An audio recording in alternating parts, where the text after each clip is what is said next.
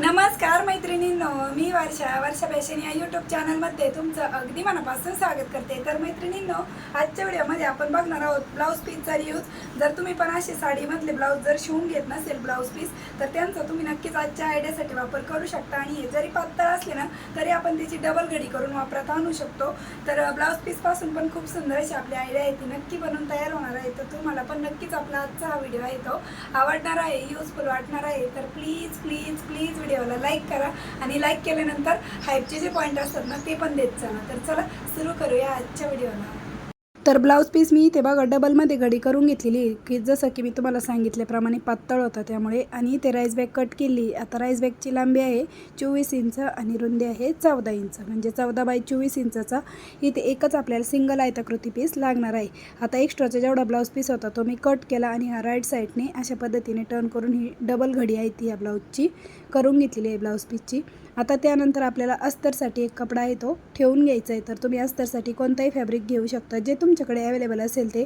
तर सर्वात खाली अस्तर, मध्यभागी राईस बॅग आणि वरतून मेन फॅब्रिक ठेवून आपण यावरती तिरपे टिपा मारून क्विल्टिंग करून घेऊ। अगोदर ठिकठिकाणी टाचणी लावून घ्या आणि मग क्विल्ट करा। तर अशा प्रकारे मैत्रिणींनो, मी यावरती तिरपे टिपा मारून क्विल्टिंग करून घेतलेलं आहे। बघा, सर्वात खाली अस्तर, मध्यभागी राईस बॅग आणि वरतून मेन फॅब्रिक। आता क्विल्ट करून यायचं आहे ना, किती माप राहिलं ते सांगते। तर रुंदी आहे बघा 14 इंच, जेवढी घेतली होती तेवढीच आहे। आणि लांबी आहे आपली 22.5 इंच, म्हणजे ती कटिंग झालेलं आहे क्विल्टिंगमध्ये, थोडंसं लांबीला कमी झालेलं आहे। त्यानंतर मैत्रिणींनो, बेल्टसाठी मी इथे एक राईस बॅग कट केली आणि हा उरलेला ब्लाऊज पीस होता ना त्याची लेस बाजूला काढली। ती पण लेस आपल्याला वापरात येणार आहे आत्ताच, पण अगोदर मी इथे बेल्टची कटिंग करून घेते। बघा, या पद्धतीने उरलेला जेवढा ब्लाऊज पीस होता त्यापासूनच, म्हणजे पूर्ण ब्लाऊज पीस आपला इथे यूज झालेला आहे। आणि अशा पद्धतीने आपल्याला हे बेल्ट आहेत ते स्टिच करून घ्यायचे। तर बेल्टची लांबी आहे बघा इथे 16.5 इंच, तुम्ही तुमच्या अकॉर्डिंग कमी जास्त करू शकता। आणि अशा पद्धतीने आपल्याला हे दोनही बेल्ट स्टिच करून घ्यायचे। तर अशा प्रकारे मैत्रिणींनो, दोनही बेल्ट आहेत ते मी स्टिच करून घेतलेले आहेत। बघा, दोन्ही कडेला टिपा मारून घेतलेले आहे। ठीक आहे, आता हे बेल्ट लावायचे कसे ते सांगते, पण त्या अगोदर आपण ही जे अगोदर लेस काढून ठेवली होती ना ती आपल्याला कोणत्याही एका साईडने रुंदीच्या अशा पद्धतीने लावून घ्यायची। आता तर दोन्ही साईडने लावली असती लेस तरी चाललं असतं, पण माझी पुरणार नाही म्हणून मी एकाच साईडने लावून घेत आहे 1 इंच खाली। ठीक आहे, तर या पद्धतीने आपण ही लेस आहे ती स्टिच करून घेतली आणि जेवढी एक्स्ट्रा होती थोडीफार ती पण आपण कट करून घेतलेली आहे। आता इकडनं रुंदी आहे ना याचा आपल्याला सेंटर काढून घ्यायचं आहे 14 इंचाचा। तर अशा पद्धतीने फोल्ड करून मार्क केलं आणि सेंटरपासून 2 इंच इकडे 2 इंच तिकडे मार्किंग केली आणि त्याच्या पुढेच आपल्याला हा बेल्ट अशा पद्धतीने ठेवून घ्यायचा आहे आणि स्टिच करून घ्यायचा आहे। तर जसं आपण हा बेल्ट स्टिच केला सेम त्याच पद्धतीने दुसरा पण बेल्ट आहे तो मी स्टिच करून घेत आहे। बघा, या पद्धतीने। आणि दोन्ही बेल्ट चेक करून बघायचे समोरासमोर आहेत की नाही। तर बघा, अशा पद्धतीने चेक केले तर बरोबर आहेत। आता त्यानंतर आपल्याला इथे मेन झिप अटॅच करायची। तर 14 इंचाची झिप लागणार आहे, तर मी 15 इंच घेतली कारण की रनर वावायचे बाकी आहे त्यामुळे। आणि झिप फिनिशिंगमध्ये स्टिच होण्यासाठी इथे 1 ते 1.25 इंचाचा प्लेन कपडा घेतला आहे, कोणताही फॅब्रिक घेऊ शकता। तो झिपच्या रॉंग साईडने ठेवून स्टिच करून घ्यायचा। नंतर आतील साईडने टर्न केल्यावरती बघा ते अशा पद्धतीने टीप मारून घ्यायची, दाब टीप। आणि जेवढी वाढव पट्टी असेल ती आपल्याला डबल फोल्ड करून स्टिच करून घ्यायची। यामुळे काय होतं, झिप आपली अगदी फिनिशिंगमध्ये स्टिच होते। दुसऱ्या साईडने पण सेम त्याच पद्धतीने आपल्याला इकडनं पण एक 1.25 इंचाची पट्टी आहे ना ती झिपच्या रॉंग साईडने ठेवून स्टिच करून घ्यायची आहे, म्हणजे जे धागे वगैरे आहेत ना ते दिसत नाही, कवर होते। आणि झिप ओपन करून घेतली। आता इकडनं पण आपल्याला अगोदर दाब टीप देऊन घ्यायची आहे आणि जी वाढव पट्टी आहे ती आपल्याला डबल फोल्ड करून स्टिच करून घ्यायची आहे। बघा, या पद्धतीने। आता वरच्या साईडने पण आपल्याला आहे ना एक फिनिशिंगची दाब टीप द्यायची आणि बेल्टवरती जास्तीच्या टिपा देऊन घ्यायच्या आहेत, म्हणजे बेल्ट आपला मजबूत राहतो। इकडच्या साईडने पण राहिली होती दाब टीप द्यायची वरची, ती पण देऊन घेतली। आता त्यानंतर आपल्याला याच्यामध्ये रनर वाहून घ्यायचं आहे। तर झिप 5 नंबरची घेतलेली आहे मी इथे, रनर पण आपल्याला 5 नंबरचंच घ्यायचं आहे।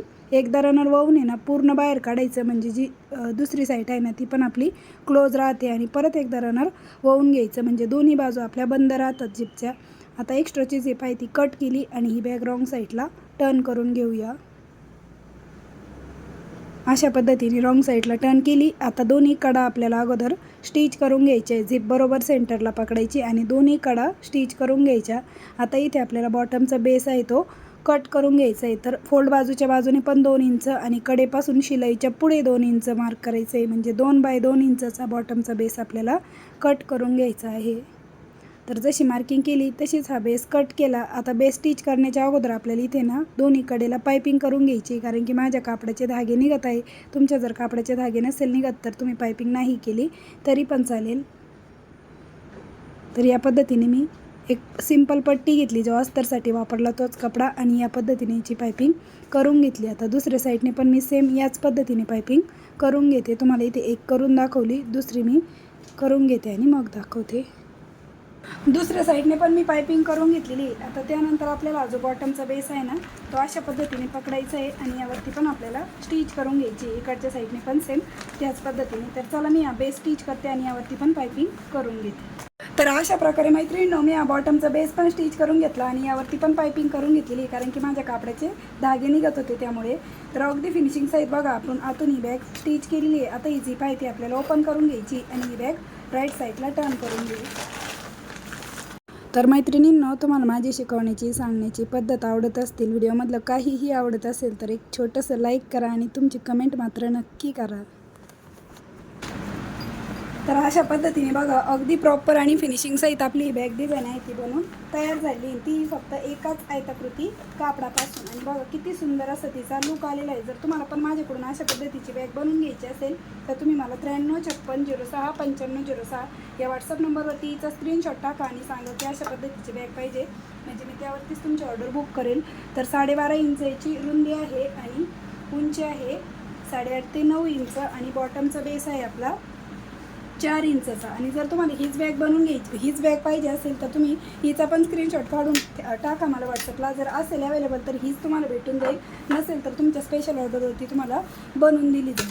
ठीक आहे. तर आवडली असेल तर प्लीज प्लीज प्लीज व्हिडिओला जाता जाता लाईक करा, शेअर करा, आणि असेच नवीन नवीन यूजफुल आणि युनिक व्हिडिओ बघण्यासाठी आपल्या वर्षा फॅशन चॅनलला नक्की सबस्क्राईब करा. तर भेटूया पुन्हा नेक्स्ट व्हिडिओमध्ये. तोपर्यंत बाय बाय.